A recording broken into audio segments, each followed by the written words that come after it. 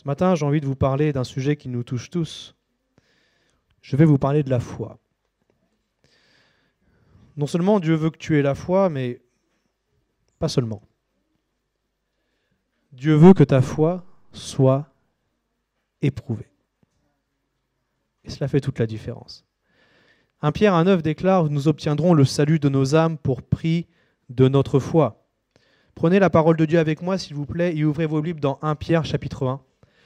1 Pierre chapitre 1, nous lirons les versets 3 à 9. Ce matin, nous allons parler de l'épreuve de la foi. Nous allons voir comment Dieu éprouve notre foi comme l'or, parce que ta foi est précieuse, grâce à ce passage que nous lisons. 1 Pierre chapitre 1, versets 3 à 9.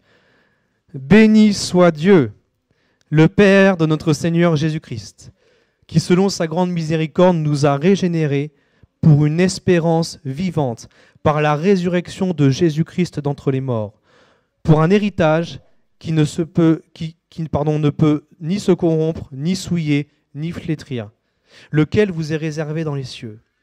À vous, qui par la puissance de Dieu, êtes gardés par la foi pour le salut, prêt à être révélé dans les derniers temps. C'est là ce qui fait votre joie, quoique, maintenant, puisqu'il le faut, vous soyez attristés par diverses épreuves pour un peu de temps, afin que l'épreuve de votre foi, plus précieuse que l'or périssable qui cependant est éprouvé par le feu, ait pour résultat la louange, la gloire, l'honneur, lorsque Jésus-Christ apparaîtra. Lui que vous aimez sans l'avoir vu, en qui vous croyez sans le voir encore. Vous réjouissant d'une joie ineffable et glorieuse, parce que vous obtiendrez le salut de vos âmes, pour prix de votre foi. Amen. Romains 10,17 déclare que la foi vient de ce qu'on entend. Et ce qu'on entend vient de la parole de Christ. La parole de Christ. Pour certaines personnes, la Bible, c'est juste un livre. Pour certaines personnes, la Bible, c'est un tas de contes, de légendes, dans lesquels rien n'est vrai, tout est imagé, abstrait. Pour certaines personnes, c'est un livre de philosophie, une pensée quelconque, en plus des autres. Mais nous croyons que la Bible est la parole vivante de Dieu. Le livre que tu tiens dans tes mains, que tu lis, est vivant. Et lorsque tu lis cette parole, cela te transforme et cela te communique la foi. La définition même de la foi, c'est la confiance. Celui qui a foi en Dieu fait confiance à Dieu. Est-ce que tu fais confiance à Dieu? Si c'est le cas, tu as la foi. Pour certaines personnes, ce livre, c'est un fleuve de vie. C'est une épée à double tranchant. C'est une pierre angulaire, ou aussi une pierre d'achoppement. Et en ce jour, j'ai à cœur de voir la parole de Dieu autrement. D'après ce que Jérémie 23, 29 nous déclare, « Ma parole n'est-elle pas comme un feu, dit l'Éternel, et comme un marteau qui brise le roc ?» Amen. Ça, c'est la parole de Dieu. Et Dieu présente lui-même sa parole comme étant un feu et un marteau. Que peut bien faire notre Dieu avec du feu et un marteau? Dieu travaille. Il forge. Il façonne. Et la matière qu'il travaille, qu'il forge et qu'il façonne, c'est ta foi. Pourvu que tu le laisses travailler dans ta vie. Nous dirons donc que Dieu façonne notre foi à l'aide de son feu et de son marteau. Et je dirais ceci, premièrement, c'est qu'un feu étranger, une autre parole que celle de Dieu, une autre doctrine, un autre livre ne peut façonner notre foi. Tu peux lire des livres chrétiens, c'est très bien, mais cela ne remplacera jamais la parole de Dieu, la Bible. Alléluia. Un feu différent que celui de Dieu détruira notre foi. Si tu veux alimenter ta vie spirituelle par autre chose que ceci, tu es en danger. Mais si tu entretiens ta vie spirituelle avec la parole écrite de Dieu, je rajouterai éclairée par Dieu, par le Saint-Esprit, alors ta foi grandira, ta confiance en Dieu augmentera. Merci Seigneur. Le feu et le marteau de la parole de Dieu sont capables de briser tout obstacle, tout raisonnement qui n'est pas de Dieu. Mais je veux te dire aussi que le feu et le marteau de Dieu est capable de te briser. Et Dieu veut te construire. Et pour construire ta vie, pour construire ta foi, tu as besoin d'être brisé. Dieu veut briser ton cœur afin de t'en donner un nouveau, un cœur capable de lui obéir. Et dans ta vie, tu subiras des épreuves pour que Dieu façonne ta foi, pour qu'il te construise spirituellement. Je vous parle ici des épreuves que Dieu nous fait vivre. Et ces épreuves sont bonnes pour notre foi. Parce que parfois, soyons honnêtes, nous avons besoin d'être brisés par Dieu. Parce qu'il y a des choses en nous qui ne lui plaisent pas. Et Dieu les retire. Il les détruit. Afin que sa parole grandisse en nous.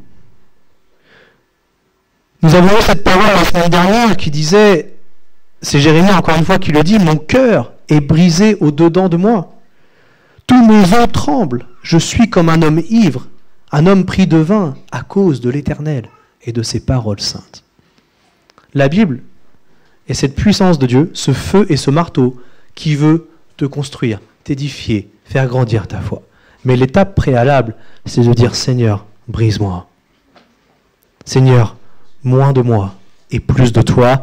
Amen. Retournons à notre passage d'Un Pierre chapitre 1, nous allons nous intéresser de plus près à ce verset 6. 1 Pierre 1,6 déclare, c'est là ce qui fait votre joie, quoique maintenant, puisqu'il le faut, vous soyez attristés par diverses épreuves. Amen. Il y a quelques courageux. Ce verset me dérange. Et plus précisément, ça. Puisqu'il le faut. Ouh. Dieu dit, c'est écrit, que les épreuves sont nécessaires. Il le faut. Qu'est-ce qu'une épreuve? Vous savez? C'est une difficulté qui éprouve ton courage et qui provoque chez toi de la souffrance. Amen. Il y a encore quelques courageux ce matin. Ça, c'est une épreuve. Et Dieu permet, dans vos vies, des épreuves. Et nous allons voir pourquoi. Ça signifie, premièrement, qu'on doit accepter que Dieu nous éprouve. On doit accepter l'épreuve dans notre vie, parce que si nous l'acceptons, nous faisons face avec foi. Et nous faisons ce qui fait plaisir à Dieu. Si Dieu permet une épreuve dans ta vie, mon frère, ma soeur, sois sans crainte. Sois sans crainte et sois ferme dans ta foi, parce que 2 Corinthiens 1, verset 7 déclare que celui qui a part à la souffrance a aussi part à la consolation. Amen. Toutefois, je voudrais prendre le temps d'ouvrir une parenthèse et de faire la distinction entre 2 épreuves. Il y a les épreuves que Dieu nous donne de vivre et qui produisent de bonnes choses, nous le verrons. Mais il y a malheureusement parfois ces épreuves dans lesquelles nous nous jetons tout seuls. C'est complètement différent.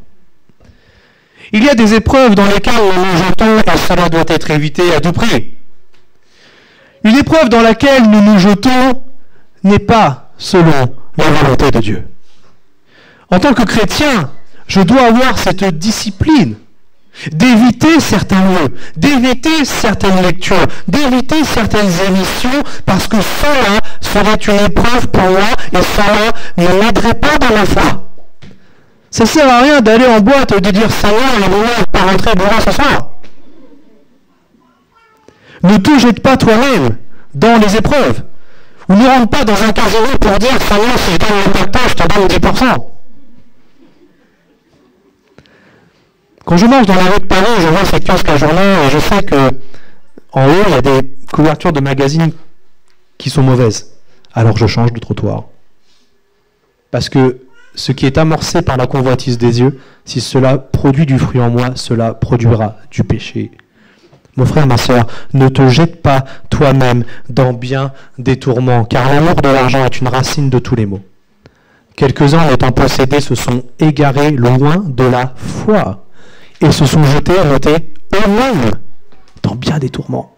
Pour toi, homme de Dieu, femme de Dieu, fuis ces choses. Recherche la justice, la piété, la foi, la charité, la patience, la douceur. Alléluia. Ne nous tentons pas nous-mêmes. Nous devons fuir les choses qui nous font du mal. Lorsque Dieu te donne une épreuve, ça vient directement de lui. Tu n'as rien demandé, ça te tombe dessus. Ne te jette pas toi-même dans bien des tourments. Fais attention à toi. Fais attention à ce que tu dis. Fais attention où tu vas. Fais attention à ce que tu regardes. Fais attention à ce que tu entends. Tu dois avoir cette discipline, mon frère, ma sœur, pour ne pas te jeter toi-même dans bien des tourments. À l'inverse, nous devons accepter l'épreuve selon la volonté de Dieu.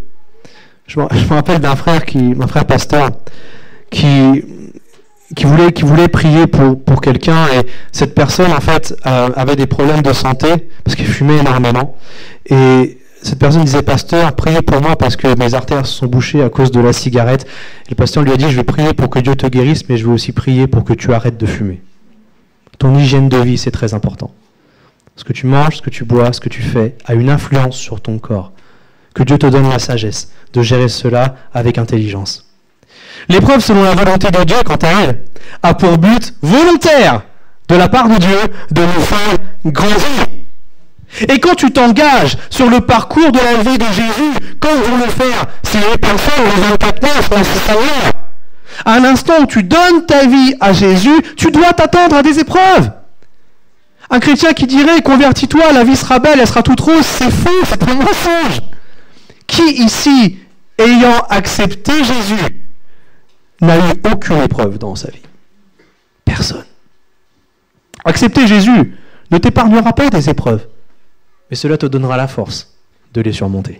C'est ça qui fait toute la différence. Un chrétien peut tomber malade, hein, et c'est pas forcément un malade. Un chrétien peut faire un burn-out. Un chrétien peut perdre des êtres chers. C'est pas parce que tu es chrétien que tu seras épargné des souffrances. Mais gloire à Dieu, parce qu'il est celui qui guérit, il est celui qui console, il est celui qui relève. Merci Seigneur. Notre Seigneur Jésus lui-même a enduré les pires épreuves pendant son ministère. Les pires. Jésus a enduré la faim, il a enduré la soif, la solitude, la fatigue, le rejet, le deuil, la tristesse, l'angoisse. Il a subi l'incompréhension des personnes qui étaient autour de lui. Jésus a été tenté, mais il n'est jamais tombé, merci Seigneur. Et enfin la croix, quelle épreuve notre Seigneur a subi. Quelle épreuve. Alors nous n'allons pas finir sur une croix comme Jésus, parce que Jésus a pris notre place une fois pour toutes. Jésus a payé pour tes fautes, il a pris ta condamnation, il a pris tes péchés, il a pris tes maladies. Merci Seigneur pour cela. Parce que le châtiment qui nous donne la paix est tombé sur toi, mon Dieu. Sur toi. Jésus a subi cette épreuve afin de t'aider lorsque tu traverses des épreuves. Jésus a connu la solitude, il te comprend lorsque tu te sens seul. Jésus a pris la maladie sur la croix, il te comprend lorsque tu es malade. Jésus a connu la faim et la soif, il sait aussi quand tu connais la faim et la soif, il est avec toi. Notre Dieu est proche de nous dans l'épreuve. Alléluia.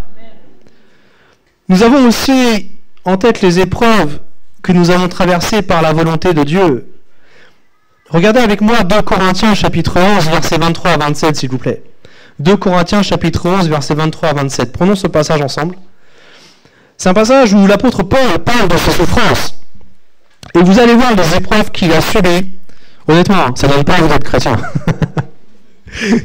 Mais Dieu était avec lui. C'est pour ça qu'il a été sauvé et c'est pour cela qu'il a eu le ministère qu'il a eu malgré les souffrances qu'il a endurées. 2 Corinthiens 11, versets 23 à 27 dit ceci. Paul dit de lui qu'il était souvent en danger de mort. 5 fois, j'ai reçu des Juifs 40 coups moins 1. 3 fois, j'ai été battu de verge. 1 fois, j'ai été lapidé. 3 fois, j'ai fait naufrage. J'ai passé 1 jour et 1 nuit dans la baie.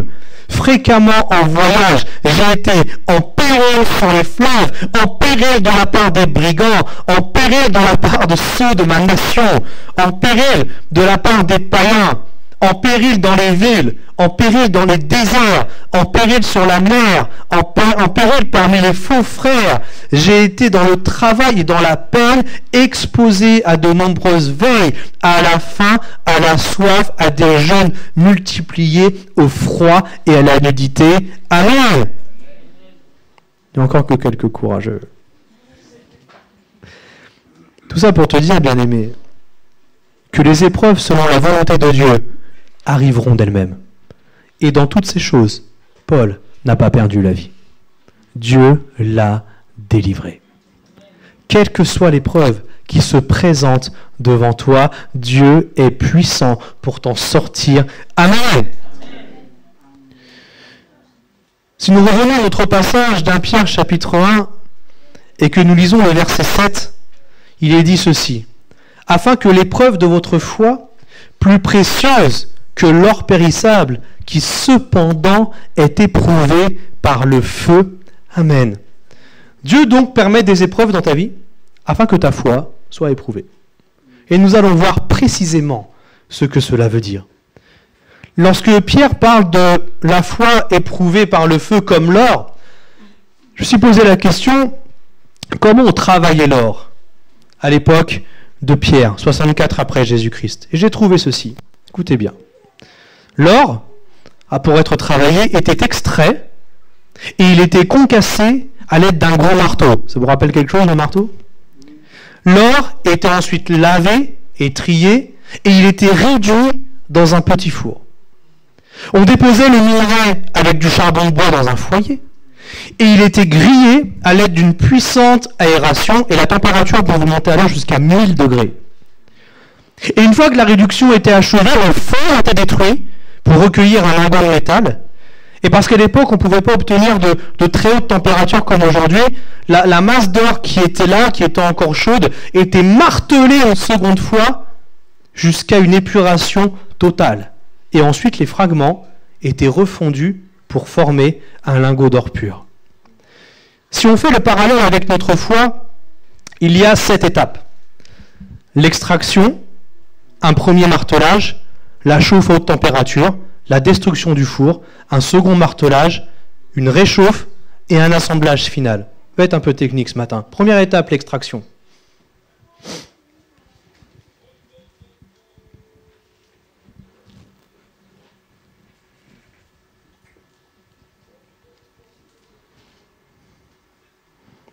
Première étape, merci. L'extraction. Dieu suscite la foi. Dieu active ta foi en te mettant dans une situation difficile. Il te met dans une situation difficile pour que tu sois, entre guillemets, obligé de faire appel à lui. Pour que tu sois obligé de crier à l'aide. Parce que Dieu veut que tu comptes sur lui en toutes circonstances. C'est facile de compter sur Dieu lorsque tout va bien. Mais ça, Dieu voudrait que tu comptes sur lui même quand cela ne va pas bien. C'est ça la foi. L'amour, c'est savoir aimer ceux qui nous détestent. La foi, c'est savoir croire en Dieu au milieu des difficultés.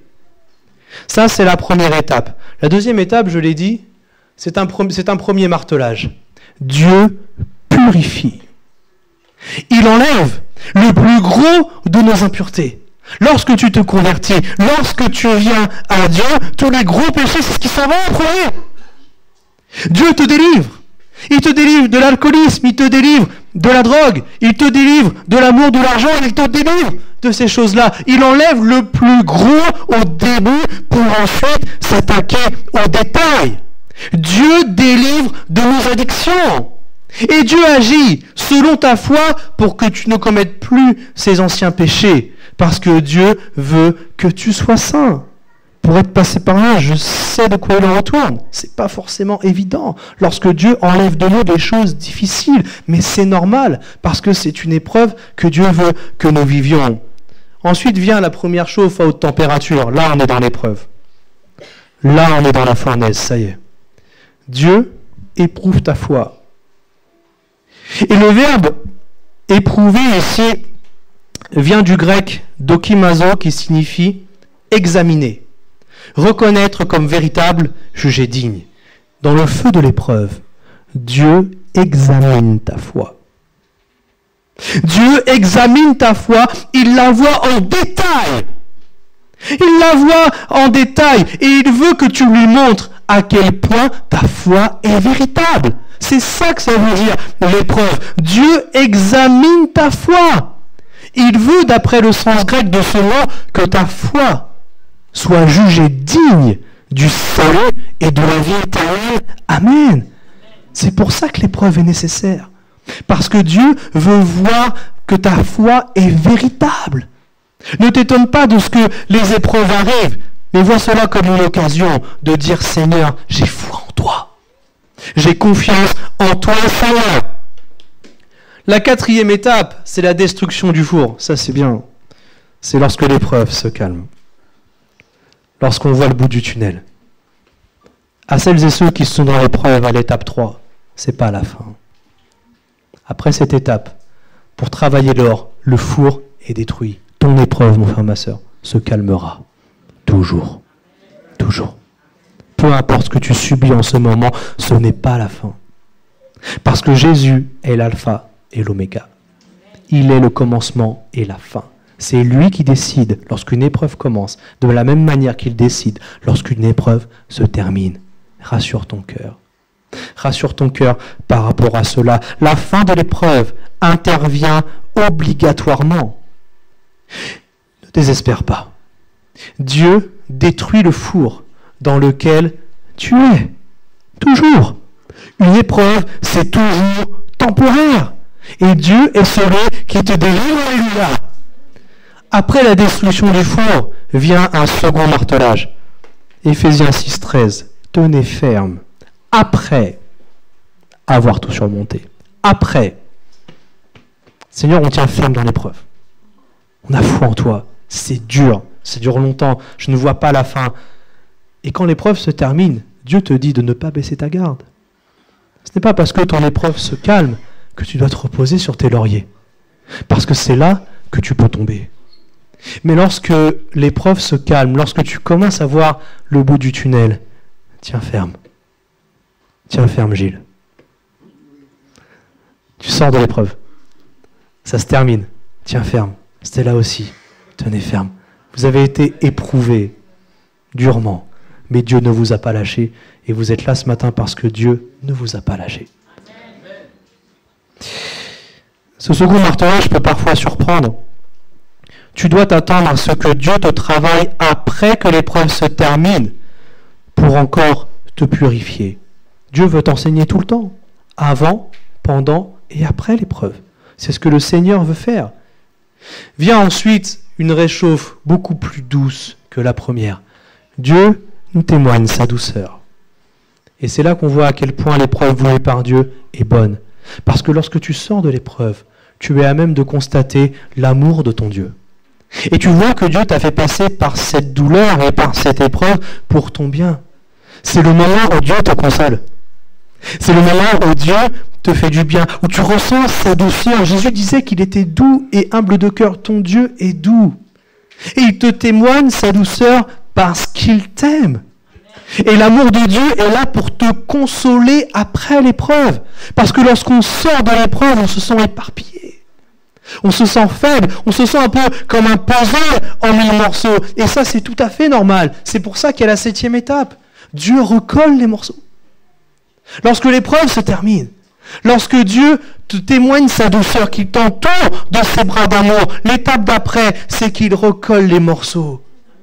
Dieu recolle les morceaux et nous voyons à ce moment-là que nous sommes différents, que nous sommes meilleurs. C'est ça l'épreuve. Quand elle est voulue par Dieu, quand elle n'est pas voulue par Dieu, ça fait des gros dégâts. Et après, Dieu doit se manifester puissamment pour recoller les morceaux. Mais dans l'épreuve voulue par Dieu, Dieu agit avec amour du début à la fin. C'est par amour qu'il suscite la foi. C'est par amour qu'il te purifie. C'est par amour que l'épreuve vient. C'est par amour que l'épreuve se calme. C'est par amour que tu dois tenir ferme après avoir tout surmonté. C'est par amour qu'il te témoigne sa douceur. Et c'est par amour qu'il recolle les morceaux. Tu vois comment Dieu agit dans ta vie? Ce procédé se répète tout au long de notre vie. Parfois, ça peut être long. Parfois, il peut se passer quelques jours entre l'étape 1 et l'étape 7. Parfois, il peut se passer plusieurs mois, plusieurs années, on ne sait pas. Ce qui compte et ce que tu dois retenir, bien-aimé, c'est que Dieu est au contrôle. Quel est l'effet de l'épreuve? Dieu ne nous fait pas passer par l'épreuve pour rien. L'épreuve, d'après ce verset d'un Pierre, chapitre 1, verset 7 et 8, nous dit que l'épreuve doit avoir pour résultat la louange, la gloire, l'honneur, lorsque Jésus-Christ apparaîtra. Lui que nous aimons sans l'avoir vu, et en qui nous croyons sans le voir, nous réjouissant d'une joie ineffable et glorieuse. Amen. Les épreuves de Dieu produisent la louange. Les épreuves que Dieu met dans ta vie produisent des actions de grâce. Tu honores Dieu. Et lorsque tu sors de l'épreuve, lorsque tu te sens grandi par ce moment-là, tu es dans la joie. Parce que tu vois à quel point Dieu a été fidèle, alléluia. L'épreuve selon la volonté de Dieu produit de bonnes choses. De bonnes choses. Parce que l'épreuve selon la volonté de Dieu fait grandir notre foi et notre amour pour Jésus. C'est à cela qu'on fait la différence entre une épreuve dans laquelle nous nous jetons nous-mêmes et une épreuve dans laquelle Dieu nous met par amour. C'est parce que nous témoignons de l'amour et de la foi pour lui. Lorsque tu es dans l'épreuve, mon frère, ma sœur, aime Dieu, loue Dieu, glorifie Dieu, adore Dieu dans le feu de l'épreuve. Merci Seigneur pour cela. C'est ça la foi en action. Le désir de Dieu, c'est que notre foi soit éprouvée, parce qu'il veut que nous soyons à ses côtés avec lui dans le ciel pour toujours. Parce qu'on obtient le salut de nos âmes pour prix de notre foi. C'est ce qui est dit après. L'épreuve qui est là pour faire grandir ta foi est faite pour que ta foi soit éprouvée et qu'elle soit de plus en plus précieuse. Dieu veut faire grandir ta foi pour que tu sois sauvé.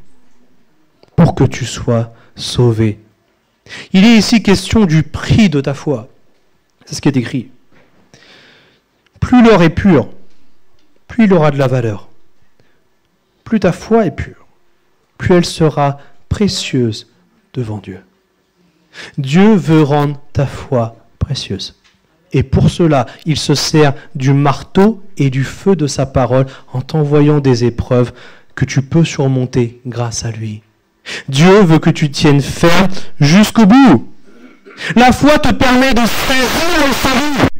Jésus revient bientôt.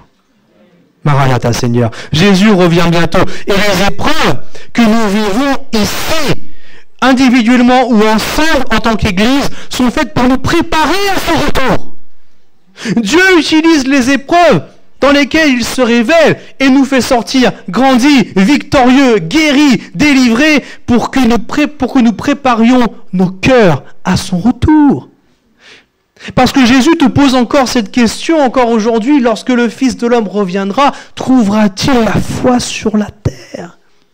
Dieu nous pose la question. Il n'y a pas de réponse à cette question. C'est une question ouverte. Moi, j'ai envie de lui dire oui, Seigneur. Oui, Seigneur, tu trouveras la foi dans la vie. Oui, Seigneur, je garderai la foi en toi jusqu'au bout parce que je veux être sauvé. Merci, Seigneur. Dieu cherche la foi sur la terre. Il est là ce matin au milieu de nous. Et il veut que ta foi soit véritable. Il cherche la foi. Est-ce que tu as foi en lui, mon frère, ma sœur? Est-ce que ta foi est pure? Est-ce que ta foi a été purifiée par le feu et le marteau de sa parole? Est-ce que ta foi est précieuse? Est-ce que ta foi, pour reprendre le terme grec, est-ce qu'elle est jugée digne du salut? As-tu foi en Dieu? Souviens-toi de Daniel. Daniel a vécu la fournaise au sens littéral du terme. Il était dans le feu. Il a été condamné à mort à cause de sa foi en l'éternel Dieu. Daniel a refusé de se prosterner devant cette statue. Et la chaleur du feu était telle que le soldat qui a ouvert la porte est mort brûlé. Que s'est-il passé lorsque Daniel et ses compagnons sont entrés dans la fournaise? Est-ce qu'ils sont morts? Pas du tout. Il nous est dit que l'ange de l'Éternel était présent. Vous savez ce qu'ils ont fait? Ils ont dansé. Waouh! L'ange de l'Éternel, c'est Jésus. Jésus était avec Daniel dans le feu de l'épreuve. Il a dansé! Danse, mon frère, ma sœur! Lorsque tu es dans l'épreuve, danse! Je me rappelle d'un pasteur qui venait du Burkina et il a été atteint de paludisme. Il faisait des crises très graves.